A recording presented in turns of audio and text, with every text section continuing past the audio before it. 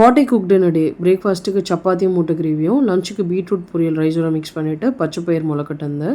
Dinner வந்து சாமை அரிசியில் வேக வச்சுட்டு தொட்டுக்க வந்து துவையல் மாதிரி பண்ணியிருந்தேன். ஸோ காலையில் ஏஞ்சோடனே ஃபஸ்ட்டு முளைக்கட்டின பச்சைப்பயிரை கொஞ்சம் எடுத்து அதை வாஷ் பண்ணிவிட்டு அதில் கொஞ்சோண்டு தண்ணி, ஏன்னா அரைக்க போதே உங்களுக்கு தெரியும் பெசரட் தோசைக்கெலாம் நிறைய ஈஸியாக அரைஞ்சிடும். ஸோ கொஞ்சம் தண்ணி வேக வைக்க ஊற்றிட்டு கல்லுப்பு சேர்த்து நல்லா மிக்ஸ் பண்ணிவிட்டேன். ஏன்னா அப்போ தான் கல்லுப்பு நல்லா கரையும். அதுக்கப்புறமா கரெக்டாக ஒரு விசில் வச்சோன்னா சூப்பராக வந்துடும். இதுக்கப்புறம் நம்ம ஈஸியாக தாளிச்சிக்கலாம். ஸோ இது ரெடி ஆகிறதுக்குள்ளே நான் அரிசி ஊற வச்சுட்டு அதே மாதிரி முட்டை வேக வைக்கிறதுக்கு ரெடி பண்ணிவிட்டு கொஞ்சம் முட்டை கிரேவிக்கு ரெடி பண்ணேன். அதுக்குள்ளே வந்து ஃபஸ்ட்டு இதை தாளித்து வச்சிடலான்னு சொல்லிட்டு நான் இப்போ உங்களுக்கு ஓப்பன் பண்ணி காமிக்கிறேன் பாருங்கள். அடியே பிடிக்காது, கொஞ்சம் தண்ணி வச்சாலே போதும். ஏன்னா பச்சை பயிர்லேயே நிறைய தண்ணி இருக்கும், நல்லா குக் ஆகிடும். இது வந்து நம்ம நார்மலாக தாளிச்சிட்டு ஸ்நாக்ஸ் மாதிரி கொண்டு போகலாம். அப்படி இல்லாட்டி இதில் வந்து நிறைய வெஜிடபிள்ஸ், குக்கும்பர், தக்காளி, வெங்காயம்லாம் கட் பண்ணி போட்டுட்டு ஒரு சாலட் மாதிரி சாப்பிட்லாம். நான் வந்து நார்மலாக தாளித்து ரெடி பண்ணி வச்சுருந்தேன் தொட்டுக்க சாப்பிட்ற மாதிரி. தாளிக்க வந்து கடுகு, சீரகம், உளுத்தம்பருப்பு, காஞ்ச மிளகா காரத்துக்கு சேர்த்துருக்கேன். அதுக்கப்புறமா வந்து கொஞ்சம் கருவேப்பிலை, இந்த வேக வச்ச பச்சைப்பயிரை சேர்த்துட்டு வேணும்னா நீங்கள் வந்து பெருங்காயம் சேர்த்துக்கலாம். இதை ஒரு வாட்டி நல்லா மிக்ஸ் பண்ணிவிட்டு நம்ம வந்து கிணத்துல மாற்றிடலாம். ரொம்ப வந்து வதக்க தேவையில்லை, அவ்வளோதான் ரெடி. நெக்ஸ்ட்டு வந்து நான் அதே பேனில் வந்து கொஞ்சம் தக்காளி வதக்கி வச்சுக்கிட்டேன். ஏன்னா வந்து முட்டை கிரேவிக்கு வந்து நான் ரெடி பண்ணிகிட்டு இருந்தேன். வெங்காயம், பூண்டுலாம் கட் பண்ணிட்டேன். இஞ்சி மட்டும் மறந்துட்டேன். ஸோ அதை மட்டும் ஸ்லைஸ் பண்ணி வச்சுட்டேன். முட்டை கிரேவி வந்து இது வந்து கொஞ்சம் ரிச்சாக இருக்கும், க்ரீமியாக. ஆயில் சேர்த்துட்டு நார்மலாக வந்து ஒரு 3 லவங்கம், அப்புறம் பிரிஞ்சி இலை, சோம்பு சேர்த்துருக்கேன். இதில் வந்து இஞ்சி, பூண்டு சேர்த்துட்டு நல்லா வதக்குனதுக்கு அப்புறமா கட் பண்ணி வச்சுருக்கேன் வெங்காயம் சேர்த்துருக்கேன். வெங்காயம் சேர்த்துட்டு வெங்காயமும் நல்லா வதங்கணும். அதுக்குள்ளே வந்து நான் தக்காளி, அதாவது வதக்கின தக்காளியை வந்து மிக்சியில் வந்து தண்ணி சேர்க்காமல் அரைச்சி வச்சுக்கிட்டேன்.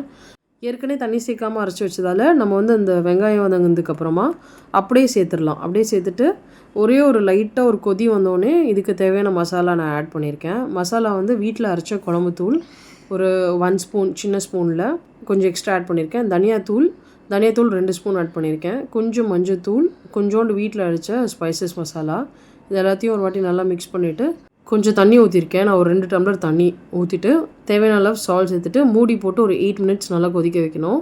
இதுக்கு வந்து நான் முந்திரி பருப்பு ஊற வைக்கல, ஃபஸ்ட்டு நல்லா பவுட்ரு பண்ணிவிட்டு அதுக்கப்புறமா தண்ணி சேர்த்து மறுபடியும் அரைச்சேன். அப்போ நல்லா க்ரீமியாக அரைஞ்சிடும். இது பேஸ்ட் வந்து திப்பி திப்பியாக இருக்காது, கரெக்டாக ஒரு மாதிரி க்ரீமியாக இருக்கும். இது ஒரு 8 மினிட்ஸ் நல்லா கொதிக்க வச்சேன். அதுக்கப்புறமா இதில் வந்து இந்த அரைச்சி வச்சுருக்கேன் முந்திரி பருப்பு பேஸ்ட் சேர்த்துருக்கேன். ஃபைனலாக கொஞ்சம் கொத்தமல்லி, முட்டை சேர்த்துட்டு இறக்கிட்டேன். முட்டை சேர்த்துட்டு ஒரு கொதி வர வச்சேன். அவ்வளோதான், இந்த முட்டை கிரேவி ரெடி. இது ரைஸ்க்கும் ரொம்ப நல்லாயிருக்கும், சப்பாத்திக்கெலாம் ரொம்ப நல்லாயிருக்கும். கொஞ்சம் உப்பு மட்டும் கம்மியாக இருந்துச்சு, எக்ஸ்ட்ரா சேர்த்துருக்கேன். நான் வந்து மார்னிங் பிரேக்ஃபாஸ்ட்டுக்கு தான் சப்பாத்திக்கு பண்ணியிருந்தேன். இது வந்து சப்பாத்திக்கு நல்லாயிருக்கும், ரைஸ்க்கும் நல்லாயிருக்கும். ஆஃப்டர்நூன் வந்து எனக்கு ரைஸ்க்கும் இருந்துச்சு, ரைஸ்க்கும் சாப்பிட்ருக்கேன். இது ரொம்ப நல்லாயிருக்கும். சப்பாத்தி, பூரி, தோசை, ரைஸ் எல்லாத்துக்கும் நல்ல combination. So morning breakfast chapati, முட்டை கிரேவி. ஆஃப்டர்நூன் வந்து பச்சைப்பயிறு முளைக்கட்டு இருந்தோம்.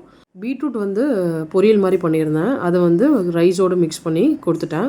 ஸோ குழந்தைய ஸ்கூலில் விட்டுட்டு வந்து கொஞ்சம் நேரம் மார்னிங் வந்து எக்ஸசைஸ் பண்ணுவேன். கொஞ்சம் வாக்கிங், அதுக்கப்புறமா பிரிஸ்ட்டுக்கு எக்ஸசைஸ், அதுக்கப்புறமா வந்து ரெஸ்ட்டு தான். ஸோ இதுக்கப்புறமா வந்து ஈவினிங் வந்து கொஞ்சம் சாமை அரிசி வந்து ஊற வச்சேன். சாமை அரிசியில் கஞ்சி மாதிரி பண்ணலான்ட்டு கரெக்டாக வாஷ் பண்ணிவிட்டு 3 டம்ளர் தண்ணி வச்சேன், 3/4 கப்பு ரைஸுக்கு. இது வந்து ஒரு விசில் நம்ம ப்ரெஷர் குக் பண்ணால் ரெடி ஆகிடும். நான் வந்து கரெக்டாக தண்ணி வச்சுருந்தேன், 2 விசிலாம் வச்சுருந்தா தீஞ்சு போயிட்டுருக்கோம். மிச்சம் அந்த சாமை அரிசி வந்து ஒரு 1.5 அழகு இருந்துச்சு. அது வந்து ஒரு பாத்திரத்தில் கொட்டிட்டு இதோட ஒரு 1/2 அழகு பச்சை அரிசி கொட்டியிருக்கேன்.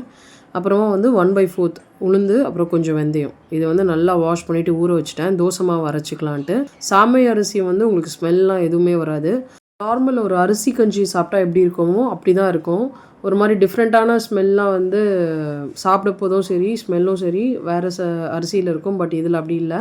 இது வந்து நான் கொஞ்சம் தண்ணியாக வேணும்ன்ட்டு எக்ஸ்ட்ரா வாட்டர், கொஞ்சம் கல் உப்பு சேர்த்துட்டு லைட்டாக கொதிக்க மட்டும் வச்சேன், அவ்வளோதான். அப்புறம் இறக்கி வச்சுட்டேன்.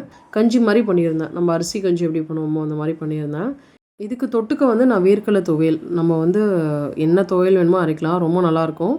வேர்க்கடலை துவையலுக்கு வந்து நான் எண்ணெய், இது வந்து உளுத்தம்பருப்பு, பூண்டு, காஞ்ச மிளகா சேர்த்து வறுத்து எடுத்து வச்சுட்டேன். அப்புறமா வந்து கொஞ்சோண்டு புளி, இதை 2 சைடு திருப்பி போட்டுட்டு எடுத்து வச்சிடலாம். தேங்காய் வந்து சேர்த்தா ரொம்ப நல்லாயிருக்கும். என்கிட்ட தேங்காய் இல்லை, அதனால் நான் சேர்க்கல.